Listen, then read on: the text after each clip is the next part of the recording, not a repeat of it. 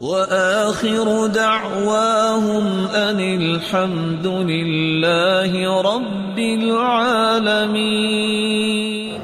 صدقة الفطر صدقة تجب بالفطر من رمضان، جو رمضان کے روزے اختتام پذیر ہونے پر انسان پہ فرض ہوتا ہے اس کو صدقہ فطر کہتے ہیں۔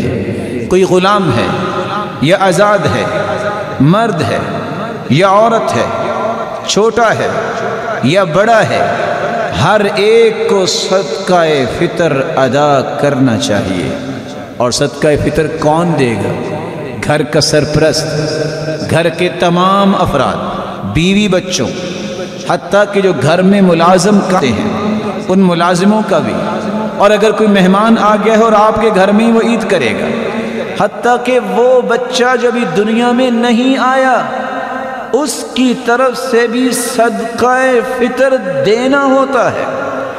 سیدنا ابن عمر رضی اللہ تعالیٰ عنہ فرماتے ہیں فرض رسول اللہ صلی اللہ علیہ وسلم زکاة الفطر صاعا من تمر او صاعا من شعیر على العبد والحر والذكر والأنثى والصغير والكبير من المسلمين، وأمر بها أن تؤدى قبل خروج الناس إلى الصلاة۔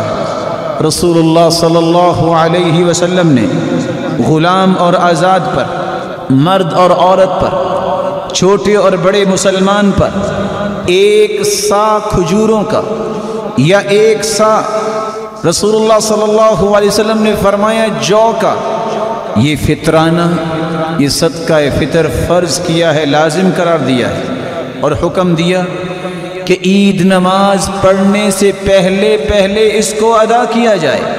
صحیح بخاری اور صحیح مسلم کی یہ روایت بتاتی ہے کہ عید نماز سے پہلے پہلے جب لوگ عید نماز پڑھنے جا رہے ہیں اس سے پہلے اس کی ادائیگی ضروری ہے۔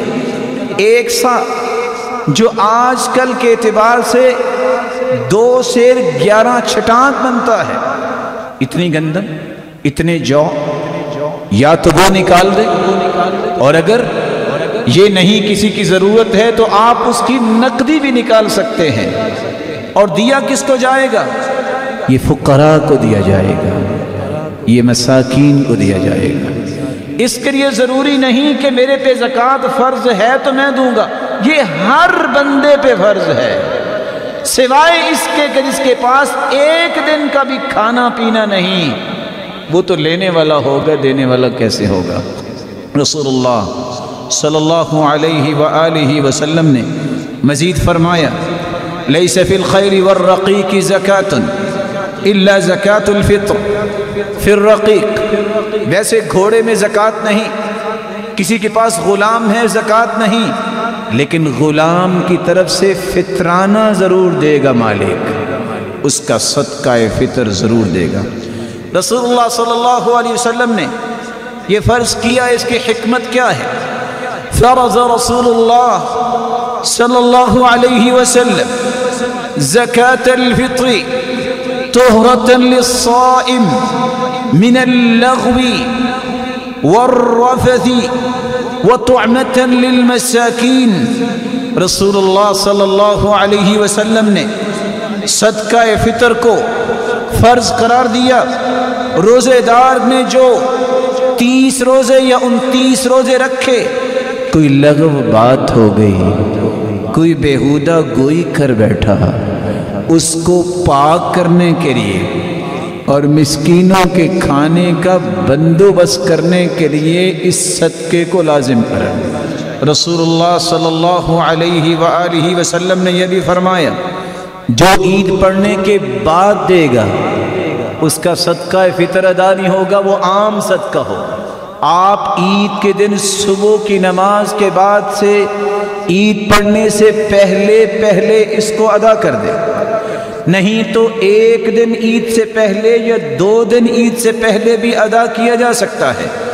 رسول اللہ صلی اللہ علیہ وآلہ وسلم نے فرمایا تھا کہ یہ صدقہ من اداها قبل الصلاة فهي زکاة مقبولة ومن اداها بعد الصلاة فهي صدقة من الصدقات جو نماز عید پڑھنے سے پہلے کرے گا اس کی تو ادائیگی ہو جائے گی، اور جو بعد میں کرے گا اس کا عام صدقہ ہے۔